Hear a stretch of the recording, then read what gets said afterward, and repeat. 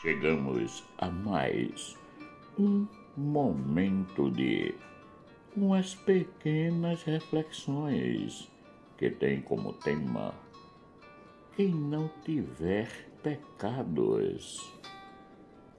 Nós, seres humanos, temos um costume, ou melhor dizendo, um gatilho de defesa, que é de ver sempre os erros nos outros e de atribuir erros aos outros. É interessante porque o eu nunca erra. Quem erra é o tu, ou ele, isto é, o outro. Isso acontece em todos os setores da sociedade, na família, na escola, no trabalho, nas amizades, em qualquer ambiente eclesial, etc. Vou contar um fato que me ocorreu quando eu era coordenador de disciplina em uma escola. Quando eu estava observando os alunos durante o intervalo das aulas, vi que um deles estava tirando pedra na mangueira. Fui até ele e lhe perguntei o porquê de estar tirando pedra naquela mangueira. E ele logo me respondeu: porque o meu amigo aqui pediu aquela manga. Viram só? Ele não fez porque quis, mas foi porque o amigo lhe demonstrou desejo de ter uma manga. E assim, ele atira pedra na mangueira. Ele poderia dizer ao amigo: não vou fazer isso. Atire você a pedra. Não é você que quer a manga? Mas não. Ele atirou a pedra e quis isentar-se do ato, deixando tudo com um amigo. Isso é um comportamento que todos nós temos de não assumirmos os nossos atos. Muitas vezes queremos algo, mas não temos a coragem de pedir ou realizá-lo. E aí arranjamos um meio para que alguém faça ou peça por nós. Se tudo correr bem, conseguimos o que queríamos, mas se der errado, logo transferimos para o outro o erro. Isso acontece muito nas famílias. Já presenciei em uma família um de seus membros que queria comer um doce que estava na geladeira, mas não tinha coragem para fazê-lo. Então foi e falou para o irmão que tinha doce na geladeira e se esse irmão queria um pedaço. O irmão disse que sim. Logo ele sugeriu que pegasse o doce na geladeira. Assim que o irmão fez isso, ele pediu um pedaço do doce ao irmão. Esse comportamento é dito como um comportamento de defesa, porque se alguém vier a reclamar de que comeram o doce, ele vai dizer que foi o irmão que comeu e deu um pedaço a ele. Viram quanta astúcia nós podemos ter para nos livrar de certas situações embaraçosas? Quem de nós nunca agiu assim? Penso que muitos de nós já usaram dessa artimanha.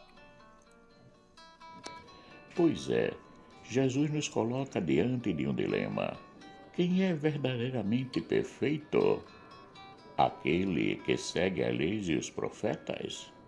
Ou aqueles que seguem os ensinamentos de Cristo? Ou aqueles que, mesmo seguindo as leis, os profetas e os ensinamentos de Cristo, têm a humildade de reconhecerem-se ainda em caminho rumo à perfeição, conscientes dos seus limites e das suas fraquezas? Quando Jesus diz à mulher: nem eu te condeno, vai, e de hoje em diante não peques mais. João capítulo 8, versículo 11. Ele quis dizer àqueles que queriam condenar a mulher: eu sou o único aqui sem pecado, portanto, o único que poderia condená-la, mas não a condeno, porque o que eu quero é a misericórdia. Eu quero a misericórdia e não o sacrifício. Oséias capítulo 6, versículo 6.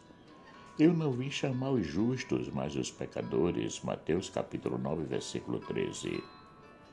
Com essa afirmação e não querer condenar a mulher, Jesus mexe com o brilho de todos aqueles que estavam ali, se achando juízes e que podiam condenar quem quisesse, segundo as suas vivências da lei e não da sua consciência. E Jesus mexeu com a consciência de cada um deles. O final do diálogo de Jesus com a mulher foi esse: Mulher, onde estão os que te acusavam? Ninguém te condenou? Respondeu ela: Ninguém, Senhor. Disse-lhe então Jesus: Nem eu te condeno.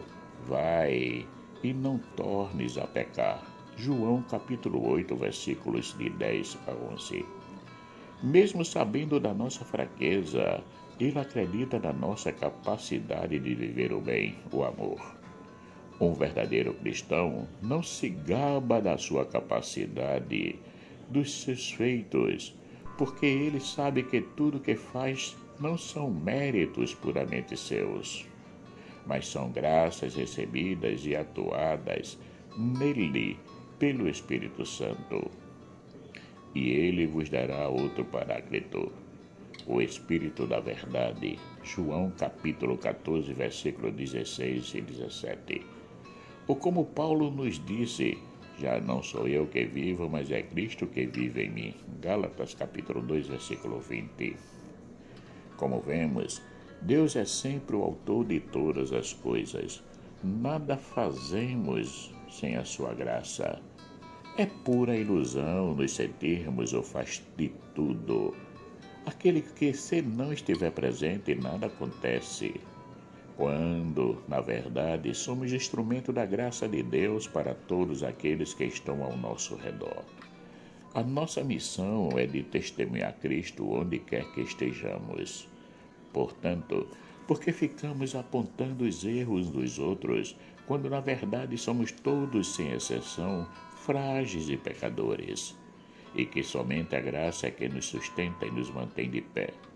Deus é o único juiz, o que conhece cada um de nós na sua mais profunda intimidade. Nem mesmo nós nos conhecemos intimamente como Deus nos conhece. Quantas vezes nos surpreendemos com as nossas ações? Não é verdade? Deixemos que Deus seja o nosso verdadeiro juiz e nos amemos uns aos outros com o coração de Cristo. Marcos Laurentino. Caríssimos, chegamos ao final de mais umas pequenas reflexões que teve como título de hoje: Quem não tiver pecados. Agradeço a todos aqueles que já se inscreveram no canal e peço para que compartilhem essas reflexões para que possa chegar a mais pessoas. Peço também que deixem o seu joinha se gostarem da reflexão.